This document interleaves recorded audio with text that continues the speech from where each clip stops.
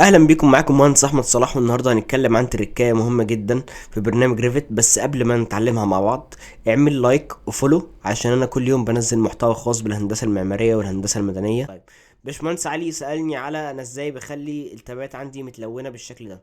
طيب، اللي ما يعرفش الالوان دي بترمز لايه، الالوان دي بترمز الى انه مثلا اللون الاورنج ده هو عباره عن تابتين لمشروع واحد، واللون الازرق ده مشروع تاني خالص. يعني كل الازرق ده مشروع، وكل الاورنج ده مثلا مشروع تاني خالص. طيب، انا ازاي بعمل الكلام ده؟ انا باجي عندي هنا في باي ريفت، واللي ما عندوش باي ريفت هينزله بالطريقه اللي احنا هنقولها مع بعض دلوقتي.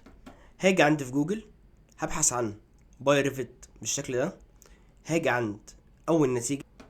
تمام، هنزل لتحت، هدوس على باي ريفت انستولر تحت سيكشن داونلودز، واول لما تدوس عليها هيعمل داونلود وهعمل له انستول. ما ننساش لو ظهر لي رسالة زي دي هدوس على always load. طيب، انا باجي هنا عند باي ريفت setting UI and UX، باجي عند الكالرنج ستايل، بقول له والله انا عايز colorize open documents. تمام، وباجي عند بروجكت تاب ستايل، بختار من هنا.